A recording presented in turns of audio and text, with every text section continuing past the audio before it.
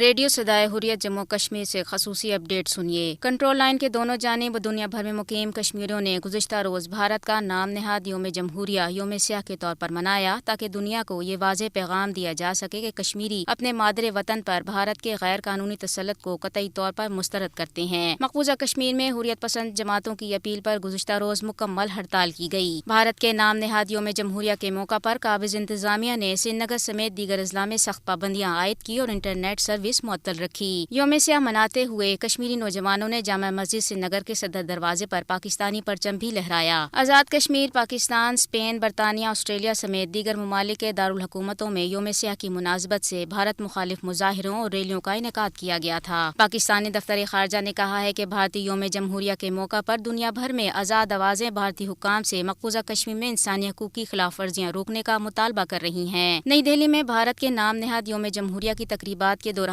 ہی ہزاروں کسان ٹریکٹر سمیت دہلی میں داخل ہونے میں کامیاب رہے۔ بھارتی پولیس نے احتجاجی کسانوں پر آنسو گیس شیلنگ اور لاٹھی چارج کیا جس سے ایک کسان جاں بحق اور 100 سے زائد زخمی ہوئے۔ کسانوں نے نئی دہلی کے لال قلعے پر خالصتان کا پرچم بھی لہرایا۔ یورپی پارلیمنٹ نے ڈس انفو لیب کی طرف سے پاکستان کے خلاف بھارتی سازش کے انکشافات اور انڈیا کرونیکل کے معاملے کا نوٹس لے لیا ہے۔ اس حوالے سے پہلی سماعت منگل کے دن یورپی یونین میں ہوئی۔ اپ ڈیٹ ختم ہوا۔ کل بھارت نے اپنے جمہوری ڈوں کا جشن منایا، جبکہ اس سب سے بڑی نام نہاد جمہوریت کے کارنامے یہ ہیں کہ ملک میں دلت ہندو، مسلمان، سکھ، عیسائی اور دیگر اقلیتیں اکثریت کی زیادتیوں اور ظلم و ستم سے آج محفوظ نہیں ہیں۔ اس نام نہاد جمہوریت کے علمبرداروں نے عالمی قراردادوں اور اپنے ہی ملک کے جمہوری اور سیکولر آئین کو پامال کرتے ہوئے اپنے غیر قانونی زیر تسلط جموں کشمیر کی خصوصی حیثیت کا خاتمہ کر کے 10 لاکھ فوج کی مدد سے اسے آج اپنی ایک کالونی بنا رکھا ہے۔ مظلوم کشمیری آج نہ صرف ہر طرح کے جمہوری حقوق سے محروم ہیں بلکہ آج انہیں بدترین بھارتی ریاستی دہشت گردی کا بھی سامنا ہے۔ یہ متنازع علاقہ ایک فوجی چھاونی کا منظر پیش کر رہا ہے۔ یہاں ایسے کالے قوانین رائج ہیں کہ جدید جمہوری دور میں ان کا تصور بھی محال ہے۔ یہ بے لگام فوج کشمیریوں کی زندگیوں کے ساتھ کھلواڑ کرنے میں قطعی آزاد ہے۔ یہاں دراصل وردی پوش گنڈوں کا راج ہے۔ دنیا اب گلوبل ویلیج بن چکی ہے، لہٰذا اب یہ ممکن نہیں ہے کہ مودی اور امت شاہ کا ٹولہ